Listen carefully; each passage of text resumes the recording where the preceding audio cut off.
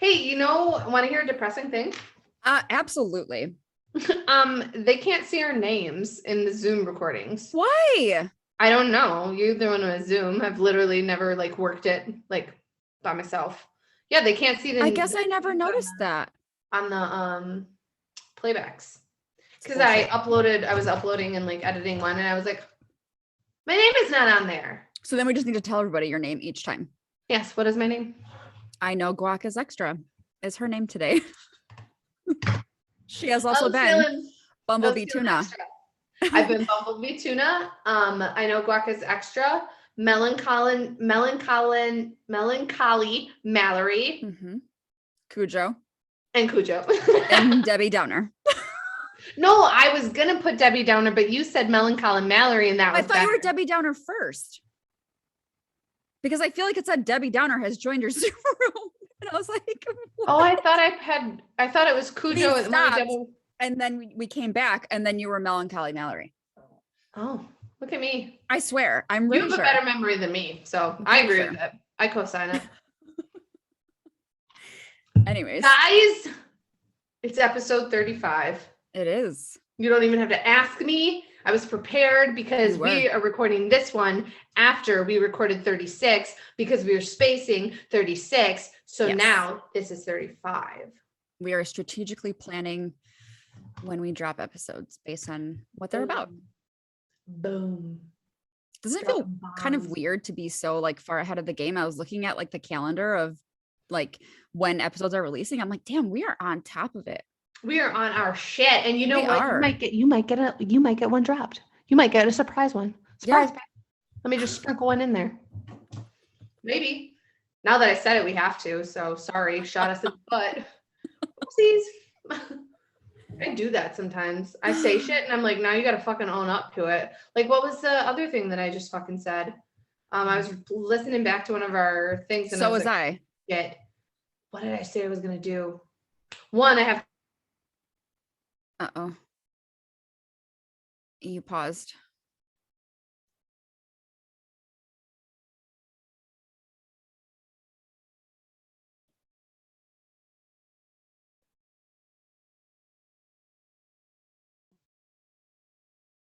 Now you're back. Yep, you were frozen. So, okay. Could the weather be affecting this? Because it's windy as fuck over here. Hold on. Can you hear me? Yeah. Okay. Here's what we're going to do. Little behind the scenes action. So while we're recording, this might fuck our sound up a bit, but I'm going to go take the Pelotons off Wi-Fi. Okay. So anyways, continue because I want to try to minimize my noise. I was trying to figure out what you said you were going to. Oh, you said you're going to pierce your nose again. That's what it was. And then you're like, fuck, now I got to do it. Yes, I do have to do that. Look, I look like I'm walking into a dungeon. I'm here for it. Gonna kill me. I'm here for it. Stop it. I'm not here for you getting murdered. I'm here for the dungeon scary vibes. No, not me. Yikes. Wi-Fi. All right. Oh, my Lanta. It's hard to do. Well, then I said, could the weather be affecting it? Because it's windy as fuck over here. Yes, the weather is yikes poo over here. It is very, very, very windy. Okay, both are off Wi-Fi and my phone is off. So logistically, the only other thing, how is that full already? The only other thing is Sophia's tablet, and I'm not asking her to get off of it. Oh, you have her right now? Yeah. Why? Because she did not have school, and because I'm out of breath. I'm trying not to be fucking winded as shit right now, but I'm like, well, I can't see you because you're paused, but I can hear you. Okay. Okay. Yes, you are frozen. I'm frozen too. Now you're back. Okay. Can you hear me? Yep. Perf. Okay. I have her because they had off of school today, and obviously they work, and so I had sessions virtual today. Well, I had one session. I had the talk and then the session, and my mom watched her during the talk. So I will drop her off when I am done recording because the other times didn't line up for me to bring her back. So anyways, do we want to start over? Enough of the, yeah. Well, I mean, I don't care. Doesn't matter to me. It's going to be a lot of like paused and silence. I mean, which I can cut out, but start over. Okay.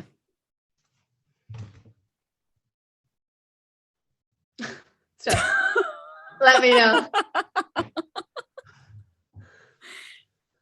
Welcome back, everybody. Yes. Episode 35. And you know how I know that? Because we had already recorded episode 36 because it's going to be one for the holidays because that shit just came to me and I was like, we need to talk about this. So it was one that I wanted to do. So we recorded that and then kind of strategically planned. And so now this is episode 35. I was looking at my calendar and like my planner and I'm like, is this what it's like for content creators where they just like map out what they're going to like release or record? And like, it feels good, right? It feels accomplishing and it feels nice to be ahead of the game. So I'm not like scrambling to like get things done and uploaded right away. Like I can take my time with things, which is nice. Yeah, it's very nice. And I feel very accomplished that we continue to put out content that I feel like is true to us. And I was also listening to some podcasts. So I hit my goal for reading my 15 books for the year, right? So I was like, okay, I need to get back into podcasts. I'm so used to giving people homework that I've kind of like went away from that and I really need to get on that. So I was listening to podcasts and I'm like, I'm overthinking this content thing. Like I really am. Like people just put out the same stuff and word it differently. Yes. And I don't mean that as a diss or a dig. I mean that like we need that repetition and we need to continue to hear the same message in different ways, which is the same reason why I prescribe homework that are podcasts and TED Talks, because it re-solidifies what we've talked about in session. So I'm over here like overthinking these things. And I'm like, we're trying to reinvent the wheel sometimes. Literally. Sometimes I'm like, what are you doing? People literally just get an idea and they hop on and record and they're done. Like they don't try to plan ahead. And I mean, I feel like we've done that before, you know, like we get an idea and we're able to record and talk about stuff. But I also think that since we kind of just took over all of the behind the scenes stuff, we're trying to be more strategic with things. You know what I mean? And trying to map things out and plan things, and whether it's researching things or asking for suggestions, which isn't a bad thing. But no, I agree with you. I was listening to podcasts. I listen to them every morning or try to.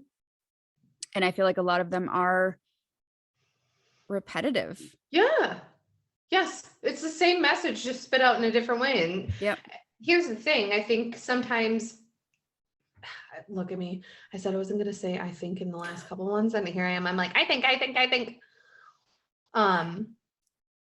Listening to it in different ways it hits differently on different days. And I didn't mean that to be like rhymey or sing-songy, but it really does. Like some days I don't want to, like, I need the frank upfront in your face, like, stop doing some dumb shit, Mari. And then some days I'm like, you know, I want to be told I'm doing a great job and I want to hug and I want people to praise me. So it's like, well, you know, choose what you need. Choose what you need. 100%. So I like that.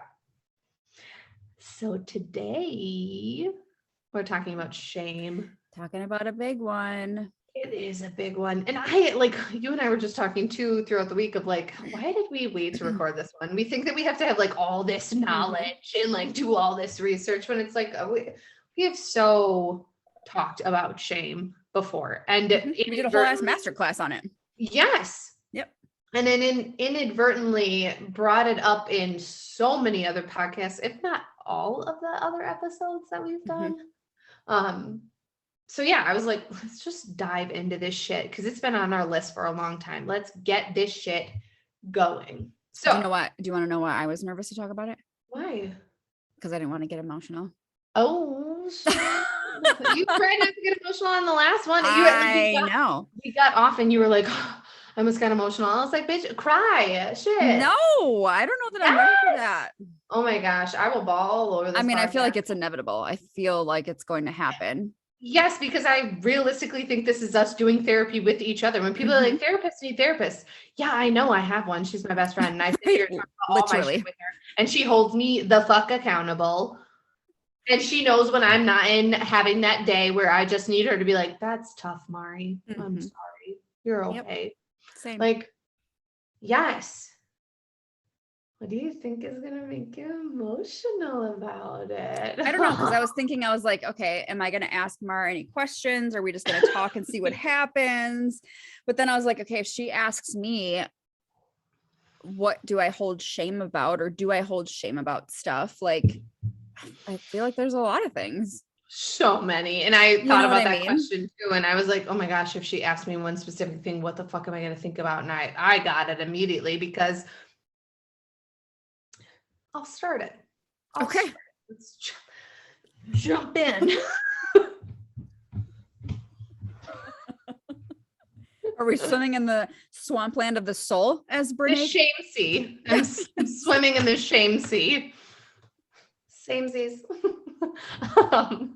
I hope, because I don't get to choose thumbnails. Well, I think you can, but I haven't figured that out yet. So it gives you a selection of 3. So I hope it chooses that one. Let me hold it for a minute. Okay, anyways. Oh my God. So when I was thinking about shame, I was thinking about, okay, what do I hold shame for? Like what have I internalized? Because let's just start the difference off right here between shame and guilt. Absolutely. Steph and I both listened to the Brene Brown Shame TED Talk because she's the GOAT. And shame is, well, guilt is I did something bad. Shame is I am bad. It's that internalization, whether it is accurate or not, the internalization of what is going on. So I would say that my shame, my big shame party, my shame gremlins come out when I think about the type of mother I was when I was going through the divorce. And I believe over the past couple episodes, I don't want to say like specifically like the past 3 episodes, but I feel like over the past 10, in some instances, I've brought it up. I've talked about it. I've opened up about it. And I think inadvertently, like not subconsciously, that was my way of like, I'm calling attention to it. I'm sharing my story in a safe place. I'm bringing it up because I didn't like that version of myself. And I did internalize me going through an extremely difficult time as I'm a bad mom. And I will say that there are moments that I'm not proud of in those months of divorce, right? Of just attempting to numb out and escape reality. And unfortunately, Sophia caught some of that. And by no means, I've never put my daughter in a situation where she's never unsafe or in danger. Yeah, she could have been in potential danger or anything like that. But I would like call my mom or I would call my dad or I don't think I ever asked Tara to watch her. Maybe I did. But I kind of think I shied away from asking Tara because I feel like the judgment would come. I was going to say, because she would be like, what are you doing, Mari? Right. And not that she would be judgment, but she would be calling me on my shit and I wasn't ready. I was not ready to have that conversation. Like even with you and I think that there was, I don't think I told you everything during that time because I was not ready for that being called to the carpet and being like, dude, enough, like enough is enough. You don't need to be out. You don't need to constantly be doing something. You don't need to be involved. And you also don't need to be searching for fucking, I don't want to say love, but validation or self-acceptance in other fucking people. Sure.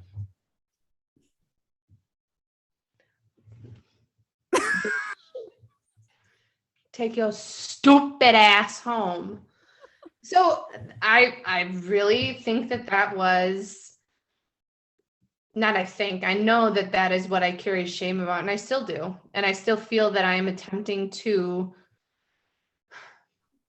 validate myself and honor myself in the sense of like, Mari, it was a very hard time. And you didn't do everything right, nor are you supposed to. You're going to fuck up. And this is not the first time and it won't be the last.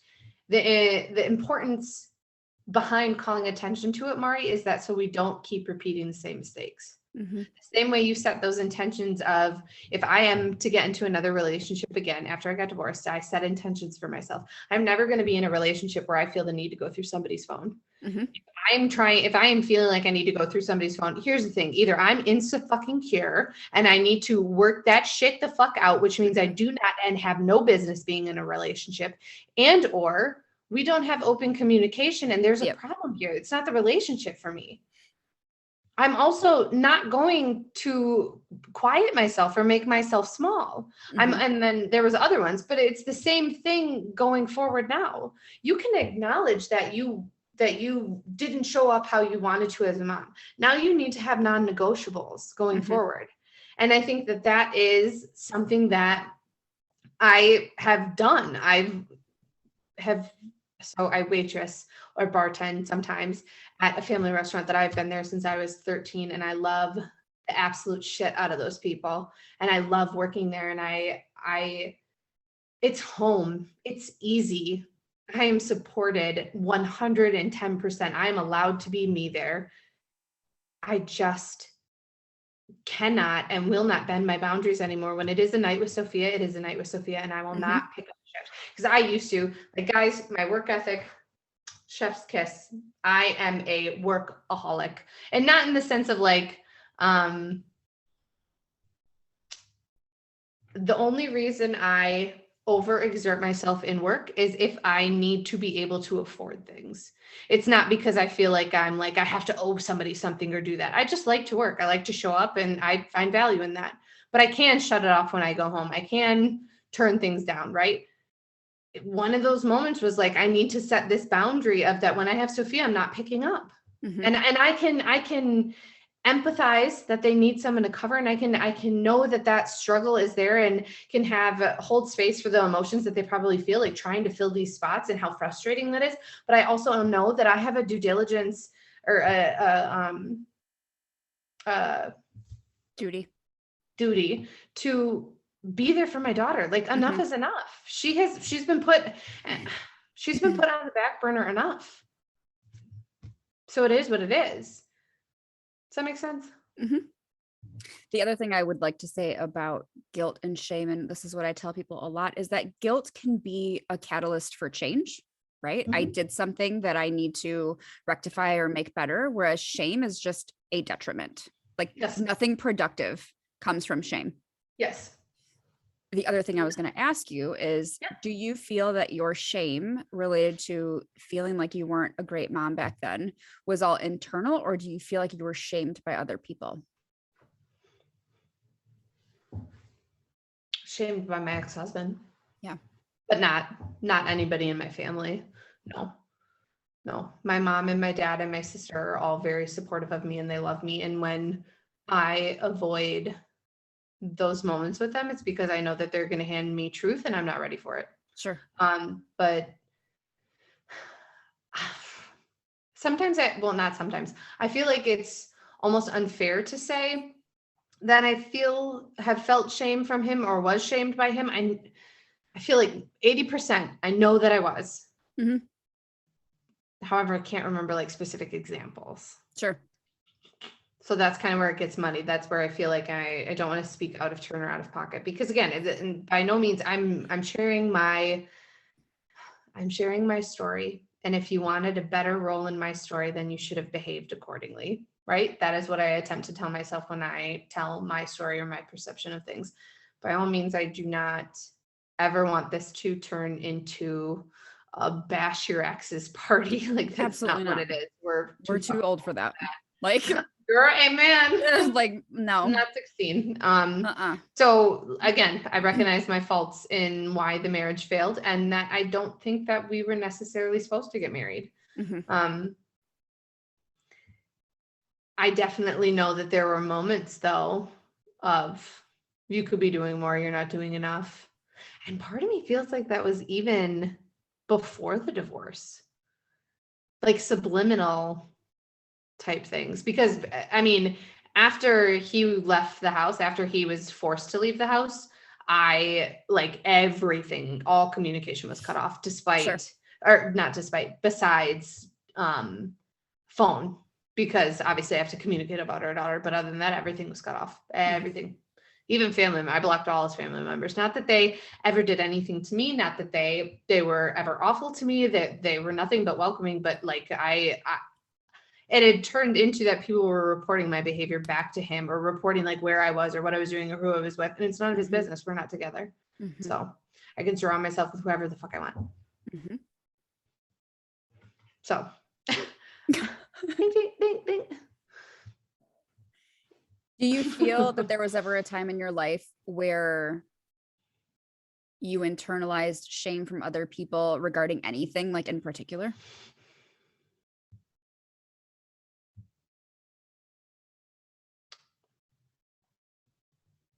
Give me an example. So for me, I feel a great deal of shame about my body because I was shamed from a young age because I looked like a grown ass woman when I was like 12. Right. So I was always told to cover up. Do you know what I'm saying? Yes. And so there was a lot of shame with that. Yes. I would definitely say surrounding body, and not in the sense of like that I was I mean, I did look like a grown woman. Like 14, I got hips and ass. So like it was an hourglass figure. Well, I would say pear back then. Cause I like, yeah, pear probably. And then turned into hourglass. But, I was just having this conversation with clients this whole entire week, which is funny enough, but like our society of when we were growing up, like the fit or like in style body type was like what, fucking 5'10", size 00 and 100 pounds soaking wet. Yeah. Like you don't have a thigh gap, you fat ass. What the fuck? Like it was such an ingrained, like, and then the magazines that were out there of like, the beginning of like how to please your man, you know, 5 steps to lose belly bloat, you know, two inner thigh exercises you need for everything. And then the fucking end of it was like embarrassing stories and a rating scale of how embarrassing it was. Are you fucking joking me? That was what you were putting out to fucking women back then, girls back then?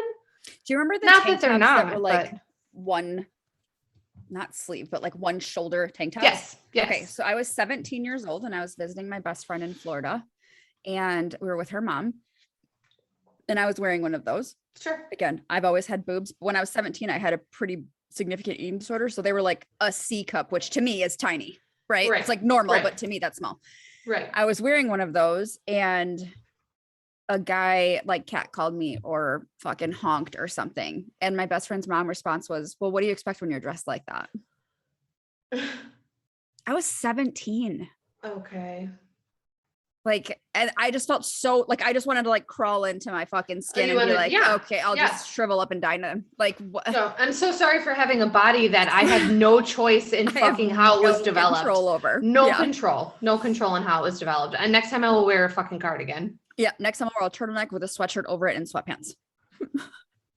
And God, like, how does that tie back into so many fucking stereotypes? Sure. Well, what were you doing there? Why were you in the car? What? It Shouldn't have doesn't been drinking. Fucking matter. Yep. Let's get that clear. It doesn't matter. I tell people all the time, I don't care if you go to a house party or a bar naked. That does not give anybody the right to put their hands on you. I don't give a fuck if you did a cartwheel naked and plopped your fucking vag in front of somebody. Get your goddamn life. Yep. Absolutely not. I don't care. I do not. That does not give somebody the fucking audacity to violate your body in whatever way they do. Yep. I don't care if it's a grope. I don't care if it's full-fledged. I don't, it does not, there's no line. You cross the line, you've crossed all of them. Period. My parents were always terrified that's of a whole like nother 100%, podcast. 100%. My parents were always terrified of like boys in me because I looked so much older, right? I feel like I told you this story. When I was in middle school, I was like sexually harassed by a teacher. No, I never told you that. No. What? Yeah. Does this look like the face of someone who's told that? What? Did you report his ass now? I was in 8th grade, and he was also like a swim coach for the girls swim team at one of the high schools. I wasn't on the swim team, but he taught me when I was in like 3rd grade, and then he ended up being my science teacher. And he would do little things like write on my paper, like, you're so pretty, you're beautiful, smiley face, right? And I eventually told my parents, which I was terrified to do because I was like, my dad's going to fucking murder him. Right. Like, I don't want to get in trouble. I don't want him to hate me. All the thoughts. I'm 14 years old, right? Like, what am I supposed to think? I'm a baby. Exactly. There's no forward thought process, right? It is just like, it's my fault. Yes. He had our entire class watch this video that he had to watch as a teacher on sexual harassment. He showed it to our class and then literally said to the class in front of everybody, so if I were to say, Stephanie, your sweatshirt is beautiful, that's not sexual harassment. If I were to say, Stephanie, I like how it lays on your breast line, that is sexual harassment. And I'm like this. Are you motherfucking kidding me? No. So then I was like, okay, now I have to tell my parents. Like, there's conferences I have to tell my parents. I was walking down the hall and he grabbed me, like he touched my shoulder, and I turned around and I said, don't touch me.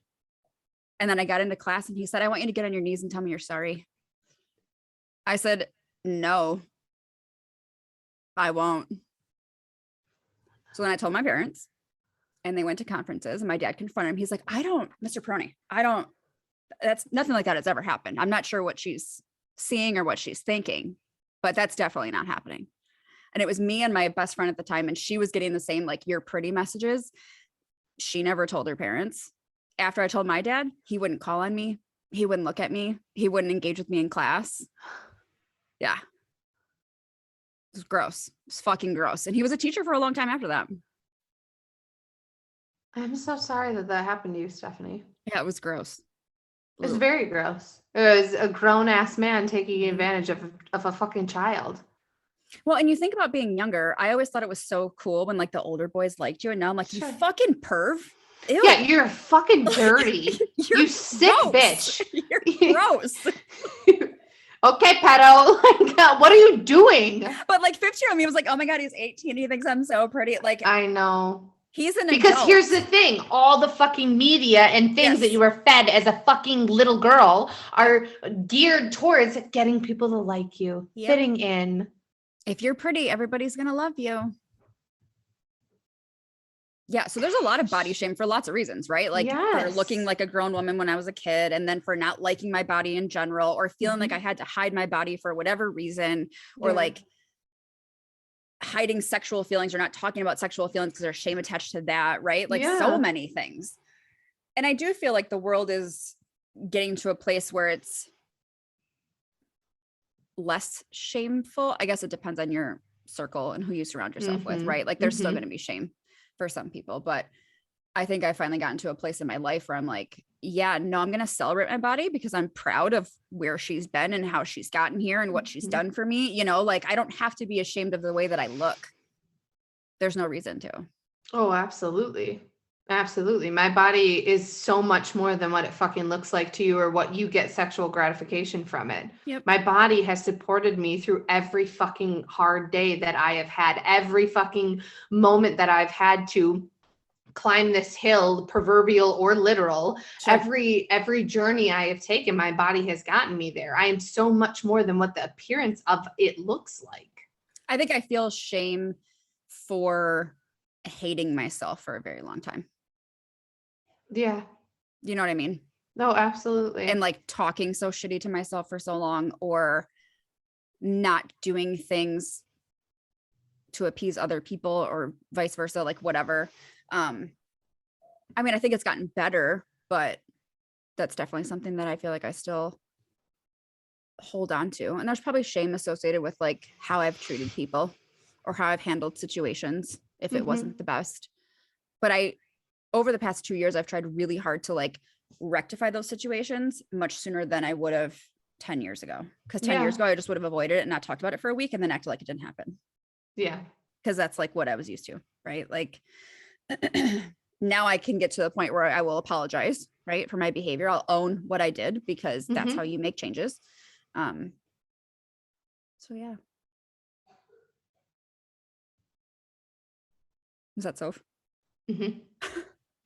Yeah, she's coughing and she's in that whole stage of like, for what? Like, get a drink of water. Right. Oh my gosh, Steph. That was huge. That was deep. Mm-hmm. I'm very proud of you for sharing that. I know that probably wasn't easy at all, especially because, and like, props to 14-year-old you who told your fucking dad. Your dad's a scary man. Not that he's mean. He's never been mean. No, he's just intimidating. He's just like, yes. Mm-hmm. It's the eyebrows. And in my mind, I'm like, he's literally going to beat his ass when he goes to conferences. And then my dad's going to get arrested and it's going to be my fault. Like, that's all the thoughts I was And then it's Stephanie's dad beat up the teacher. Yes. Not what the fuck the teacher did to get beat up. Exactly. And here's the thing. If that teacher is fucking listening right now, you sick fucking pervert, you know what? Literally. Look at us now. That's right. Look at you now. That's right. Oh my God. Do you feel shame? This is kind of not a controversial question. Sure. I think it's a subjective question. Do you think that shame is more associated with women than it is men?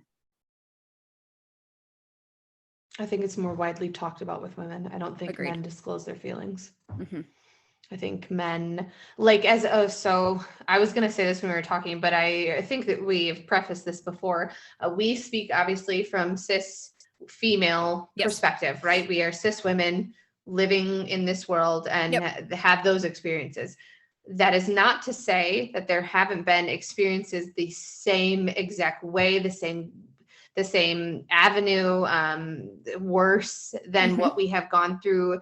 I definitely think men experience shame, especially when it comes to emotions. And that is young. Don't cry like a girl. Yeah, I am thankful that I have two nephews who are just the love of my lives, like the loves of my life. They are phenomenal. And I've never heard my brother-in-law say something to the effect of like, we don't cry, we don't this, we don't that. He is very much so like, hey, what's going on? Like, what is going on? What are you doing? Like, and coming to that one-on-one, getting on their level and being like, let's talk about this. Let's figure this out. And I am so thankful for that. I mean, Tara's a phenomenal mom already, so I don't even have to say, like, she's like, guys, are you okay? What's going on? Let's talk about it. Like, she is phenomenal at being a mother. So I am happy to be surrounded by that, but I think that is ingrained fucking immediately. Immediately. I made that very clear when Bug, I think it might have been when I was even pregnant with him. I don't remember, but I made it very clear to everybody in my life of like, you will not shame him for crying or for having emotions, or if he is upset about something, like, we're not doing that ever. That is not going to be a thing. Now, am I always the most empathetic with him if he's crying about something that in my brain, I'm like, are you fucking kidding me right now? Right. I have my moments where I'm like, bro, yes, I get that you're upset. Right. I could be in those moments, I could be more empathetic, but it also depends on how I'm feeling, to be quite honest. Not extreme, but it just is what it is. It's also like, sometimes I'm not going to hold empathy and space for your paper cut that you need a Band-Aid for. You don't need a Band-Aid. I'm not doing this with you all day. When you have a pinprick of a red mark and you're like, Mom, can I get a Band-Aid when we get home? I say, for what? Do you think bleeding. I need stitches? I'm like, it's not actually bleeding though. So it's not. Call me when it's dripping down your forehead. Call me when you walk into a branch and blood is dripping down your forehead. Literally tell me you fucking talked to two people and they haven't even talked about the blood on your forehead, and then your doctor has to point it out. Then your doctor's like, are you bleeding? Oh my God. Yeah. It all goes back to the stigma of men and mental health though too, right? Yes. Like, I literally have a book that's called I Don't Want to Talk About It, Men with Depression, right? Yes. So when I have men in session, I have a couple of clients that are men that I've been seeing for literally years, and they're just like the fucking best, because they're so like, dude, I tell everybody all the time to go to therapy. Like, I love talking to you and I think everybody should have a therapist, and like, this is great for everybody. And I'm like, I wish more people had your attitude. Yes. Right? Yes. But when it's ingrained in you for so long, and that's how you grew up, and you don't know, I don't want to say right from wrong, right? Because here's the thing, when your parents tell you things, the last thing in your brain is like, my parents are lying, they're telling me the wrong stuff. You want to believe your parents. Right. And that can be a huge detriment. It can, because guess what? Mental health was really not studied, and well, it was studied, but mental health was not really like widely pushed when our parents were growing up. And we are on the middle-aged side of 30. We are mid-30s. So I can only imagine what people who are 40, 45, 50, what their parents were like. Mm-hmm. It wasn't talked about. It wasn't discussed. No, it was kept within your family. You don't talk about it. It is what it is. That's what shame does. Yep. It creates these shame gremlins that are like, no one's going to understand. No one's going to know. Nobody's one will ever love you if you tell. No one's going to listen. No one's going to believe you. Why would you even say that? It is like that anxious voice, but it is more so not giving you all of the things that could happen, right? Or all of the things that could go wrong. It is driving home the point that you are alone. Yep. Shame grows when there is secrecy, silence, and judgment. It expands tenfold. Mm-hmm. When those 3 ingredients are there, it is growing. The best way to be able to come out of that shame or to break that shame up is to be able to share your story where you are with people who love you, with people who support you. You know what else I found very interesting in the Brene Brown, The Gifts of Imperfection is the other book that I listened to. Mm-hmm. I mean, I listen to a lot of books by her, but it was one that I recently listened to in my 1 of 15 this year. Shame is the birthplace of perfection. And I think reading that now, like obviously I've listened to that before, but now us just having this conversation about your life and growing up and your body and all of that, like, let's tie it back to that perfectionism podcast that we did where you're like, do you think about that? And I'm like, no, not a fucking clue. I could give a fuck if it's not good enough. Like, and here's the thing. So yes, again, typical Gemini, right? There are 2 sides to me. There is that one side that's like, I don't give a fuck if you don't like what I have to say, because here's the thing. I want to help you. And you may not be ready for it. And that's okay. But I'm going to drop this here. And when you're ready, you come pick it up. And then there's the other part of me that's like, oh my God, what if it's not good enough? What is this? What is that? What is this? But this like other alter ego can take over, right? I've never named her. I feel like I should. That other alter ego can take over and just be like, shut the fuck up. Shut up. What does it matter if the lines aren't right? What does it matter? What does it matter if this doesn't look good? Change it. Like it shoves me into, instead of sitting in this spiral, this like, whirlpool of like, oh, I don't know. It forces me to make decisions. And so I think that is so interesting to look at that. And if we go back to that episode, you're like, what? Yeah, no, I literally have thought about that for a long time, because that's that's how it was described to you, but it makes 100% sense that, and I know that it's not just this individual, right? I know that it's not. There's been many, many moments in your life that we have talked about, but like the adults that you have trusted in your life and that have failed you, and then that wanting to people please, wanting to be there, wanting to be more, and even just to be more, to fly under the radar, right? Mm-hmm. Not even to be like the star of the show. Perfectionism isn't the star of the show. It's more so like, I'm going to do everything right so I can just be under the radar. Mm-hmm. Yeah, I don't like to be recognized, right? Like I just want to exist. And think about it too, in the sense of, if I'm being shamed for how my body looks, right? Because I look older than I am, what better way to deter that than to fucking starve yourself, so then you're this big and nobody has to look at you. Yeah. Not a good choice on my part. I don't think it was a choice, Stephanie.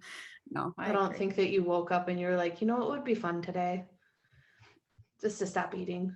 My mom was like, when I was in high school and I had one, and she like called me out on it. I was like, no, I don't. I'm fine. Like, I eat.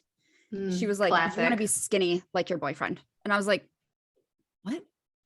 Oh, I think she just wanted to blame somebody. You know what I mean? Right.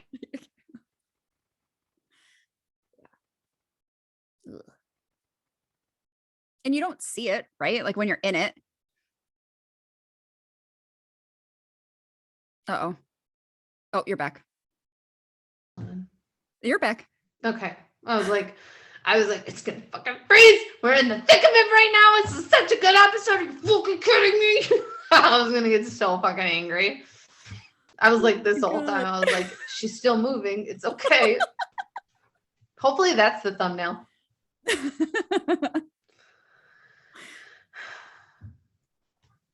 So, how do we practice getting out of shame? We've discussed shame. Shame is that internalization of it's me. Yep. I am unlovable. I am the one that is wrong. I am the one who's fucking up. I am the sole issue here, which is a lie. Because again, shame thrives in the secrecy, silence, and judgment. I thought it was judgment, but I was like, I'm gonna double check and make sure it's judgment. So it thrives in those moments, right? So how do we get out of it? Or how do we have less of it, right? Because shame is the most widely experienced emotion amongst humans and the least talked about, which I think is, as a therapist, definitely understand why. As a human being, I'm like, what? Mind blown. So Brene Brown in The Gifts of Imperfection talks about 4 common things that people, 4 elements that people have that are high in shame resilience, meaning that they can handle having. Oh, hold on. Stop talking. Stop. I can't hear you.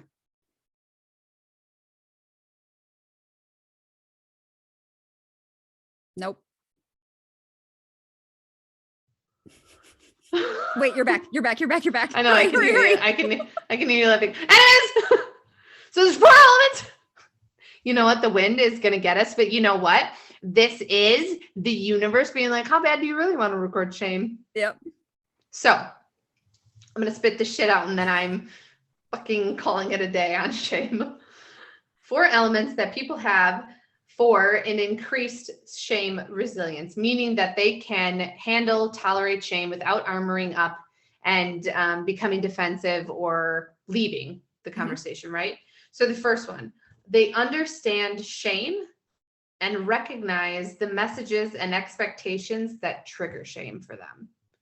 So whether it be body image, whether it be, poor performance at work, whatever it may be, they recognize those triggers for themselves and are able to understand this is a point for me that I am uncomfortable in. But just because I am uncomfortable doesn't mean I need to internalize that it's my fucking problem. Yep. Make sense? Yeah. 2, they practice critical awareness by reality checking the messages and expectations that tell us being imperfect means we are inadequate. Cognitive Errors 101. Please refer to the previous episode on cognitive errors in case you need to check yourself. I was going to say, check the facts. Yep. Check the facts. Give me facts that prove that this is true. I'll wait. Shit. 3, they share their story with people they trust. Case in point. Yeah. What we've been doing.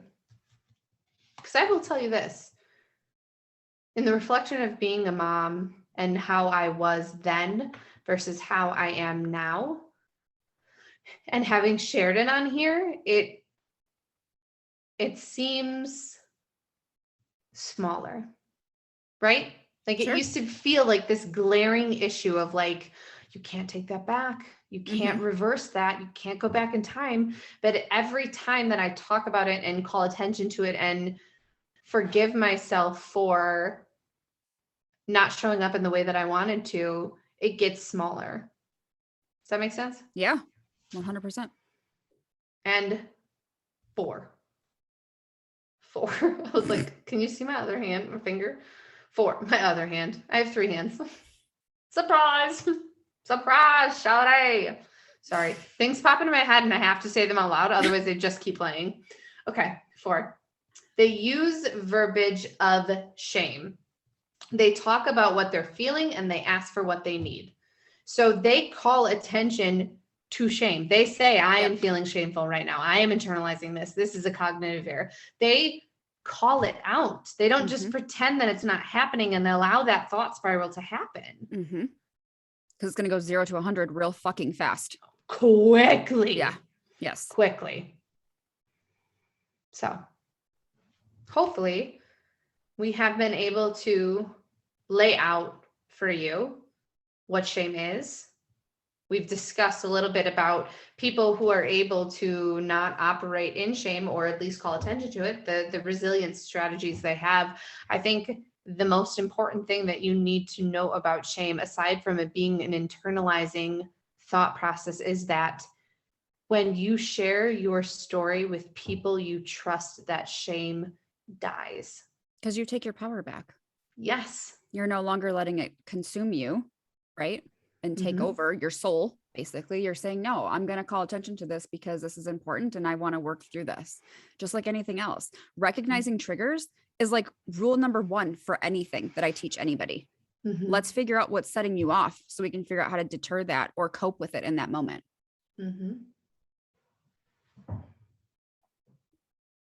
Yeah.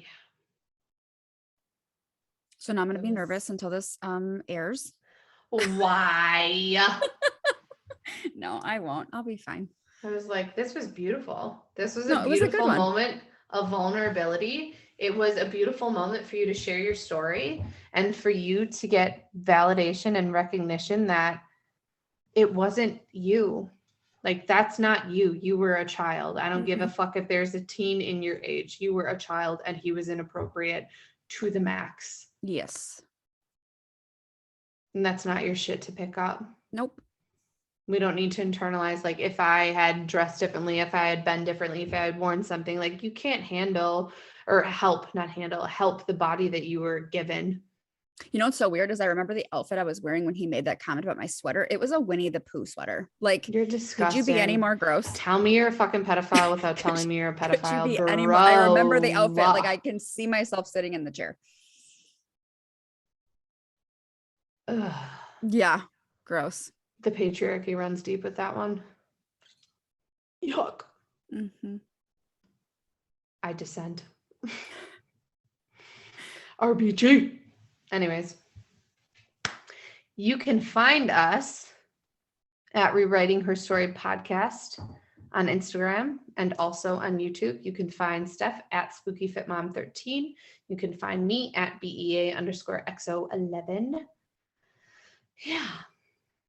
If you have questions, comments, concerns, or you want to share your story, please email us. I was literally just going to say, if you want to share your story, like, you share your story, absolutely email welcome us. To. This is a safe place. You are welcome here. You are recognized. There is always a place at our table. Please, if there is something that you want to share and or get off of your chest, we are absolutely here. 100%. So yes. It's a heavy one. Get some self-care in, girl. Get some self-care and play a fun song. Probably gonna watch a horror movie after this. So. Oh my god. I'm gonna eat some cheese. I'm gonna have some cheese and water. That's what's gonna make me feel better. I'm just kidding. I feel good. Like I said, like, the first time that I shared that on here and like called attention to it, I was really fucking nervous and really like, oh my God. And like, now this is what, the 4th or 5th time. And I'm like, I feel good. Right. I feel heard. I feel seen.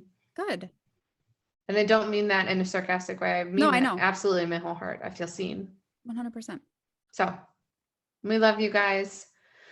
Until next time, which will not be episode 36. It'll be episode 37 because we've already recorded episode 36. Until then, we have no idea what it's going to be, but we know it's going to be good. Always. Okay. All right, guys. Good day. Good day.